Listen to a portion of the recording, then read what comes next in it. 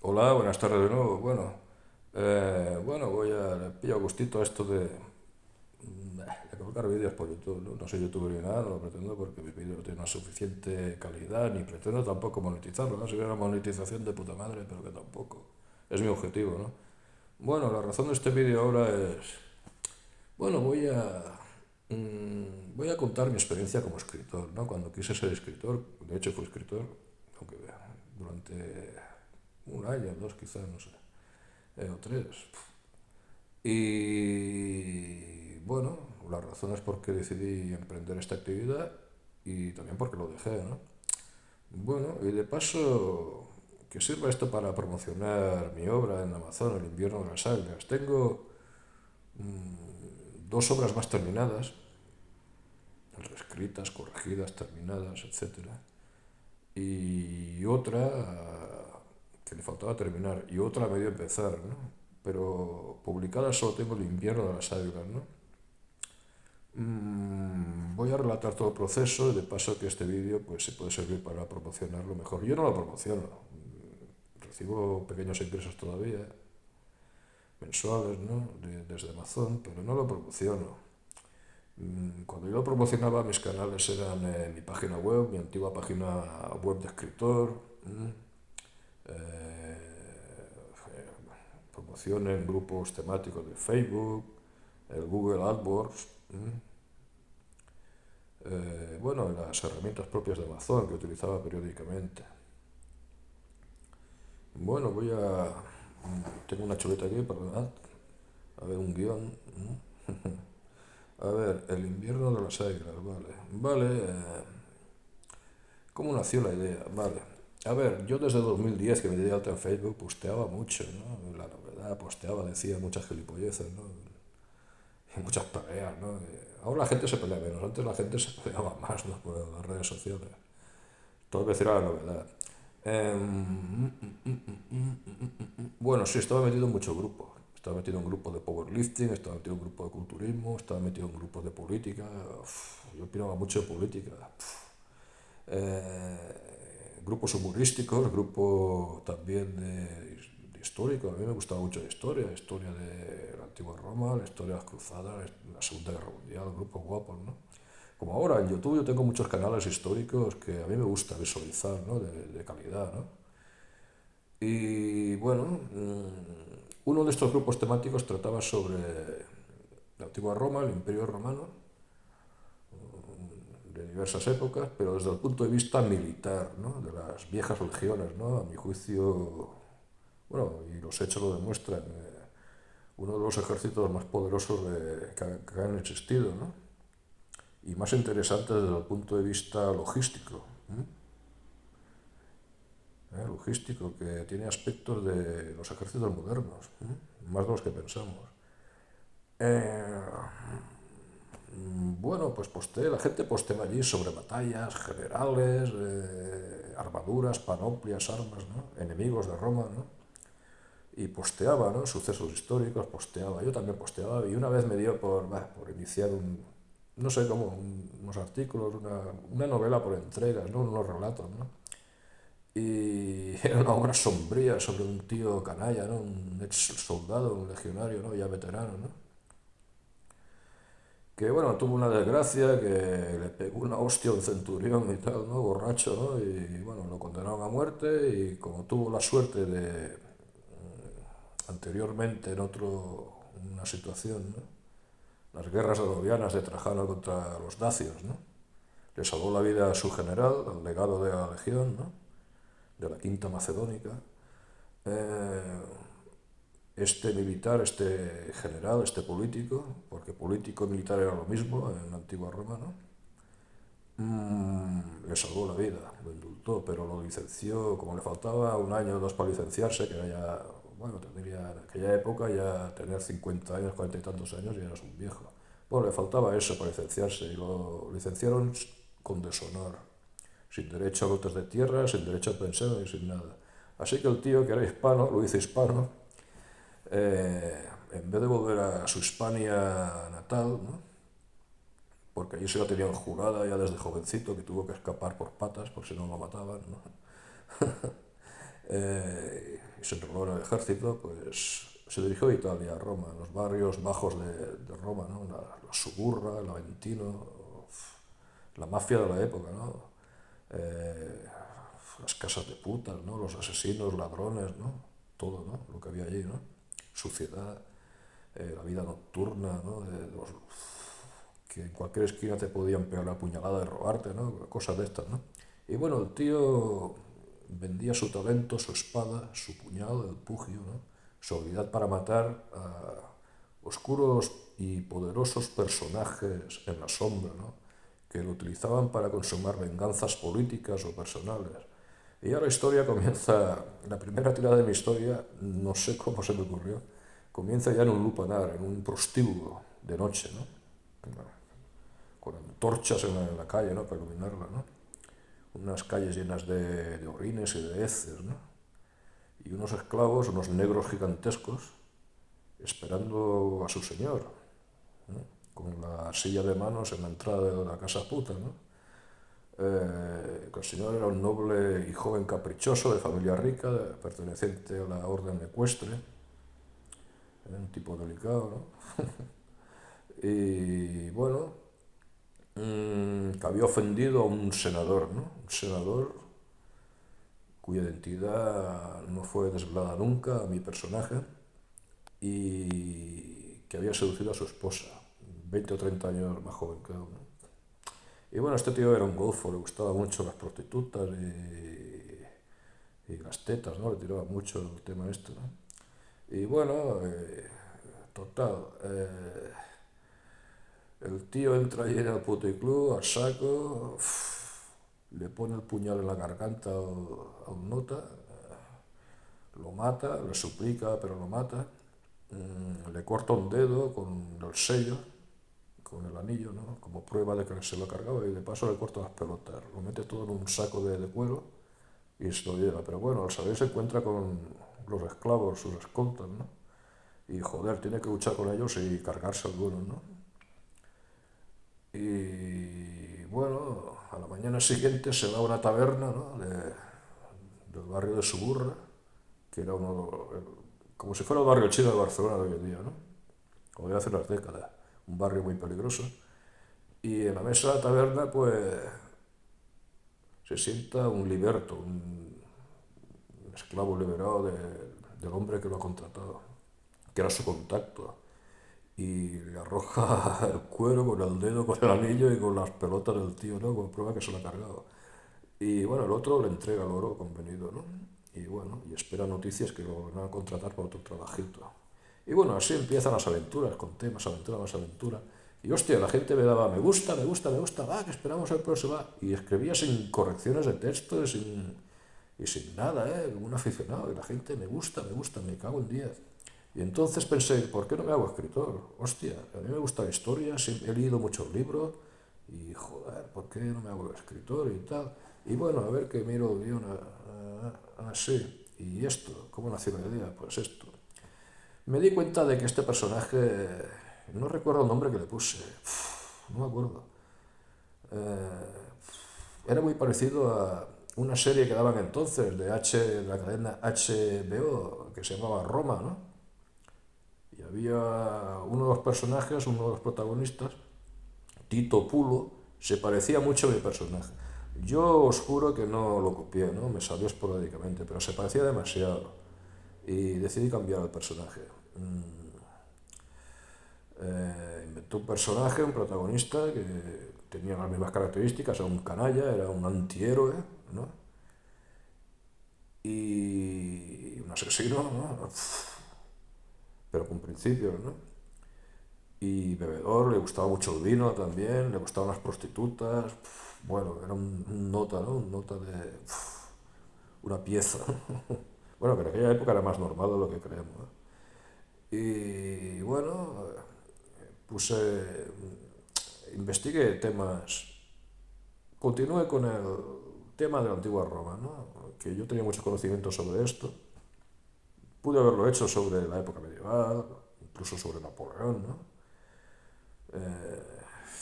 Veteranos de las guerras carlistas en España, que me ocurrió una historia muy guapa sobre un veterano carlista fugitivo, ¿no? Pero al final decidí por esto porque mi base de conocimientos es muchísimo más amplia, ¿no? Y testé episodios históricos, cambié mi personaje, como dije, lo situé 200 años atrás del original y conservé sus características, lo institucionalicé un poco más, ¿eh? No lo habían expulsado de ningún sitio todavía.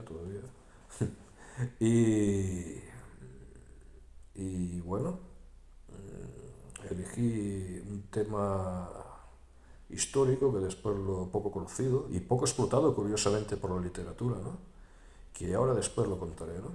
Que daba mucho juego, ¿eh? Bueno, me puse a escribir en el ordenador y tal. Cuando terminaba de escribirlo, por seguridad lo guardaba todo en un pendrive y bueno, al día siguiente lo corregía, lo reescribía. Cuando me cansaba de escribir, por ejemplo, dejaba el ordenador cerrado, los documentos Word reposando varios días, una semana, hasta que tenía ganas otra vez y volvía a escribir, ¿no? Los dejaba en barbecho, como se dice, ¿no? Para refrescar mis ideas. Entonces lo reescribía, lo corregía, lo mejoraba, ¿no? Y bueno, investigaba mucho, aunque yo tengo una base de conocimiento muy grande, ¿no? Sobre el tema este, ¿no? Yo investigaba mucho por internet, por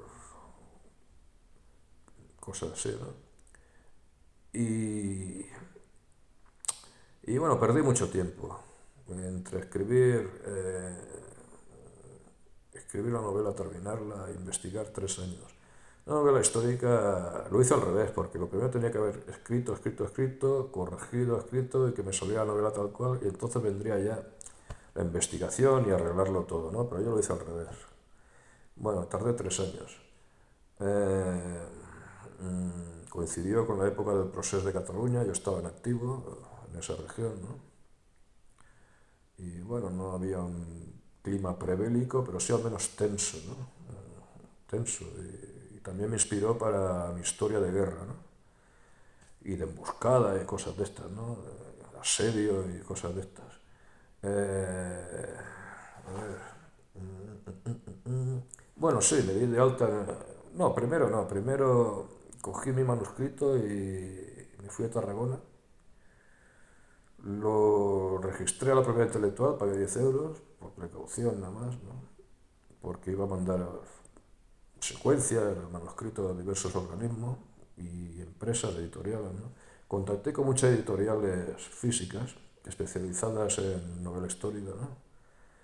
Y bueno, muchas no me contestaron, otras sí que me contestaron, pero con educadas negativas. Mira que eres novel y tal, preferimos personal ya, escritores consagrados, nosotros trabajamos así, vale. Menos mal que no me la pillaron porque estaba por arreglar. Consulté con autopublicadoras, como por ejemplo Círculo Rojo, Punto Rojo y tal. Bueno,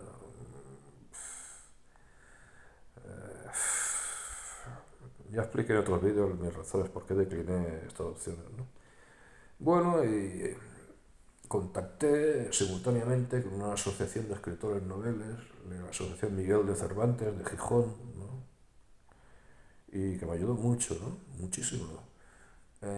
Remití mi manuscrito por correo electrónico a la asociación. Al cabo de unas semanas me devolvieron un informe de valoración, me dijeron que era una basura, ¿no? Una puta mierda. Y bueno, me dieron algunos consejos, mira, arregla esto, arregla lo otro.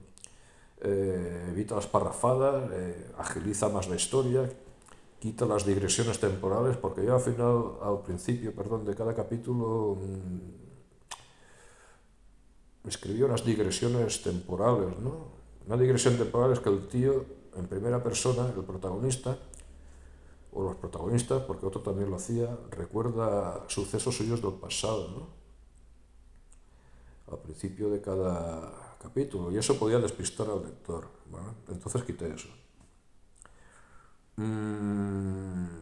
Bueno, agiliza la novela evitando parrafadas, como dije, utiliza más los sinónimos, busca sinónimos, evita en lo posible las oraciones subordinadas, aunque las oraciones subordinadas eran muy usadas en la antigüedad, ¿no? Y yo intentaba imitar el lenguaje cotidiano de la época, ¿no?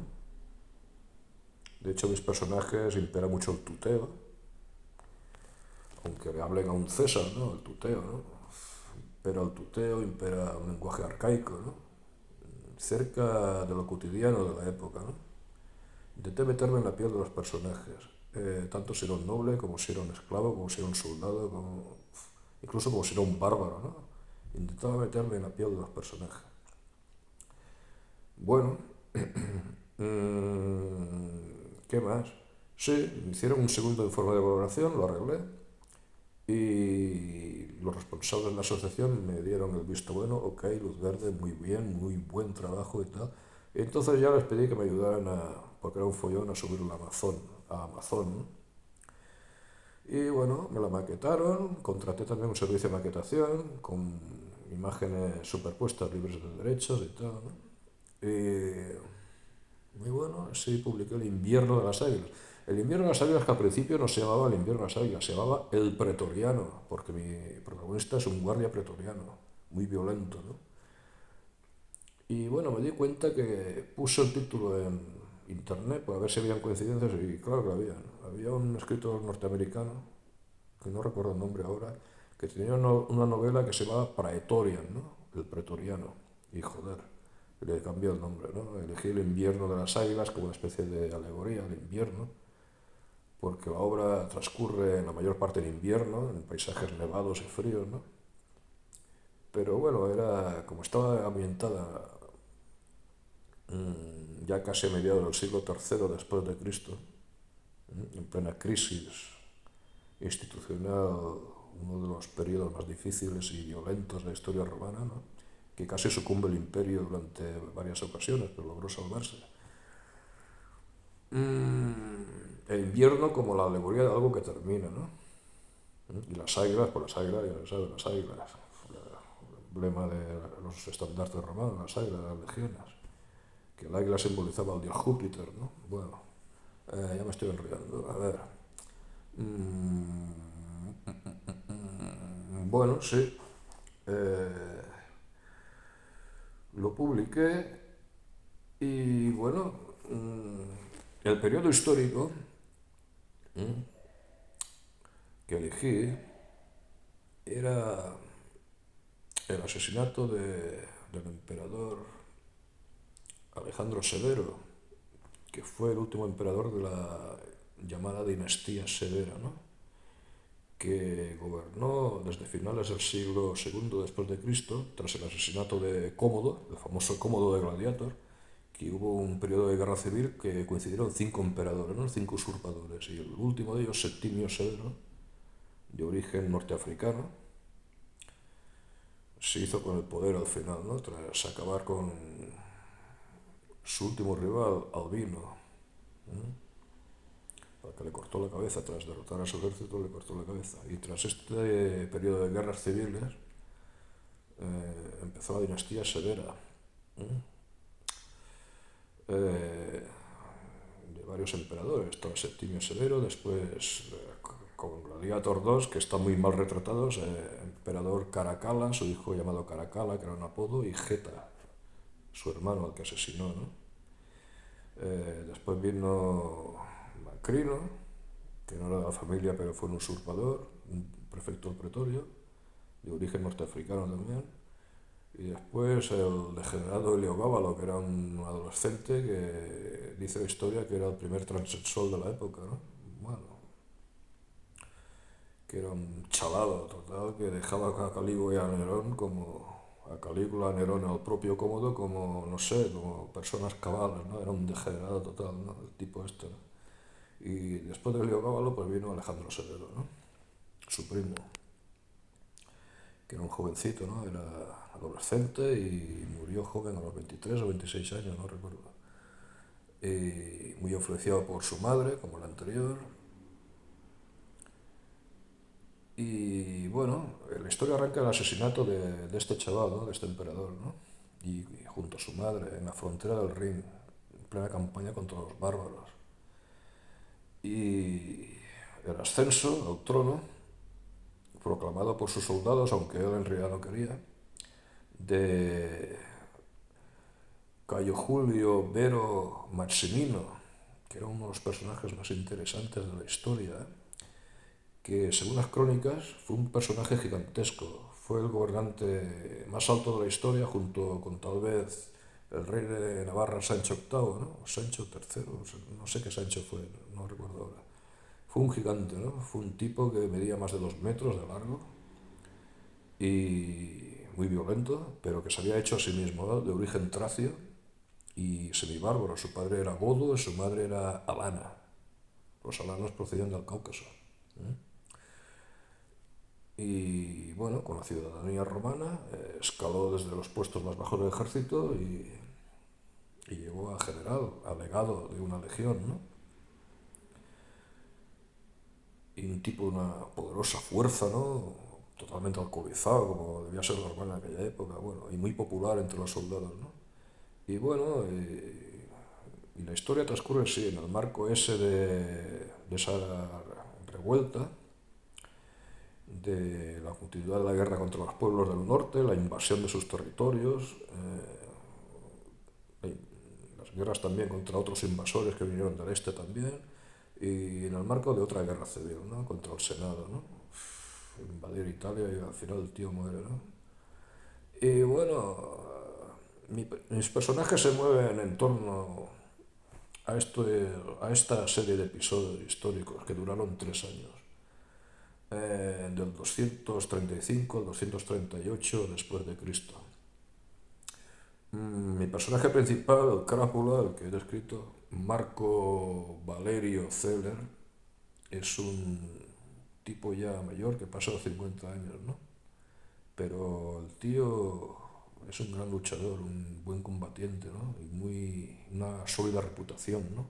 Entre sus propios hombres de la Guardia Pretoriana y entre los legionarios, ¿no? Eh, Fue pretoriano, lo metieron en la Guardia Pretoriana por sus propios méritos y lo ascendieron a centurión por méritos propios, aunque él era de origen humilde, ¿no? Es un tipo canalla, muy violento, pero con principios, y evoluciona sutilmente desde el punto A al punto B de la novela, ¿no? Este es un punto que tenía que mejorar, ¿no? Que mis personajes en principio eran planos, pero después los hice evolucionar, los hice redondos, ¿no? Es muy desgraciado en el amor, aficionado a las prostitutas como el anterior, y bueno, albino. Después hay otro personaje que es su antítesis, ¿no? Que es un campesino, un antiguo esclavo fugitivo que procedía de Asia Menor y emigró al centro de Europa, lo que hoy es Serbia. Se cambió el nombre y bueno, era cristiano. Y la peste pues le lleva a su familia, ¿no? Y entonces se pelea con Dios, reniega de su fe y abraza a los antiguos dioses, ¿no? Y este chico, que nunca ha matado a nadie, a ninguna mosca, pues con el paso de la novela se ve obligado a matar, ¿no? En contra de su voluntad, ¿no? Y tiene muchos problemas porque la gente sigue confundiéndole con cristiano y se salva por los pelos de muchas situaciones, ¿no? Bueno, hay también una heroína, le di más protagonismo a un par de mujeres, a 3 mujeres, ¿no? Por consejo de la Asociación de Escritores. Una era Arsinoe, que era una esclava egipcia, muy guapa, pero que era lesbiana, era bisexual. No lo menciona la novela, pero lo insinúo, ¿no? Que estaba enamorada de la dueña, ¿no? Y bueno, era cristiana. Y después la dueña de esta, la esposa del gobernador de Panonia, que Panonia era una provincia que hoy día corresponde a lo que es Hungría y al norte de Serbia, ¿no? Y después una cortesana que fue amante de mi protagonista y que lo dejó por personajes más ricos, se casó con 2 personajes ricos, lo dejó a él, ¿no? En fin, y muy sensual, una madura, buah, una madurita, pero la imaginé muy bien, ¿no? Muy voluptuosa, que hacía perder la cabeza a los hombres, ¿no? Y utilizaba sus encantos para prosperar. Ella era viuda, Maximino hizo decapitar a su último marido, le confiscó sus bienes y tenía que utilizar sus encantos y sus intrigas para prosperar porque ella estaba proscrita, ¿no? Del poder, ¿no? Y en cualquier momento el poder, el nuevo César podría hacer que la ejecutaran, ¿no? Pero claro, como él pensaba que no era ninguna amenaza, pues la dejaba vivir en el exilio. Y ella se dedicaba al espionaje, ¿no? Y bueno, le di protagonismo a mis personajes femeninos también, para que no hubieran problemas de feminismo y tal, bueno, pero que es igual, pero que me salió de mí, ¿no? Y bueno, después está Gannicus, que es un galo, un soldado romano de origen celta, galo, ¿no? Muy bestia, muy bruto, que esa es la nota medio cómica, ¿no? Pero bueno, es un tipo muy interesante también. Eh, el cristiano, perdón, que se me olvidó, se llama Orestes. Cuando era esclavo se llamaba Pelias, pero después adoptó el nombre de Orestes. Y creo que es el personaje más interesante. Bueno, hay más personajes y tal, y bueno, tengo influencias de Conan el Bárbaro. Yo, en mi juventud, leí muchos cómics en blanco y negro de Conan el Bárbaro, ¿no? Muchas expresiones del lenguaje cotidiano de mis personajes, pues, son propias de los cómics de Conan, ¿no? Pero no creo que diferiera mucho de la realidad histórica, ¿eh? Y bueno, hay mucha violencia, hay muchas batallas, muchas matanzas, muchos asesinatos. Hago descripciones de las heridas de guerra, ¿no? Por crudas que fueran, ¿no? Muchas ejecuciones, mucha crueldad. Y como dije, mucho erotismo. El erotismo lo bajé de tono, claro, pero sigue siendo bastante interesante a mi juicio, ¿no? Y bueno, y este es el invierno de las águilas, ¿no? ¿Qué más? Bueno, eh, pues ya está, esto que sirva un poquito para promocionar un poco y tal, y bueno, mi personaje es un tipo Marco Valerio Celer, que, bueno, como era común en la época, pues la Guardia Pretoriana, como algunos sabéis, ¿no? Si os gusta la historia, pues daba frecuentes golpes de Estado, ¿no? Muchas veces era por bien del imperio, ¿no? Porque quitaba verdaderos psicópatas del poder para poner a otros, ¿no? Más capaces o menos, ¿no? Y bueno, mi personaje tiene antecedentes de haberse cargado alguno, ¿no? En el pasado, ¿no? Evoluciona, como he dicho, y bueno, no voy a contar más porque el final, hice un final, a mí me han dicho que es bonito, ¿no? Muy bonito, ¿no? Y en fin, hice una precuela después, más extendida, con más personajes, y después dos secuelas, ¿no? Dos secuelas ya que en el marco de los emperadores que siguieron, que mi personaje sigue en activo, y, y la última no llegué a terminarla. Empecé también la novela de vikingos, a medio empezar, pero ya cuando los vikingos ya empezaban a constituirse en reinos más extensos y unificados, como Noruega o Dinamarca, y ya empezaban a cristianizarse, en el siglo más o menos, principio del siglo XI, ¿vale? No la llegué a... La empecé, unas cuantas páginas, pero no... Mira, la única que publiqué fue El invierno de las águilas, que ahí está, si queréis echar un vistazo. Y bueno, ya está. Bueno, gracias por la atención. Venga.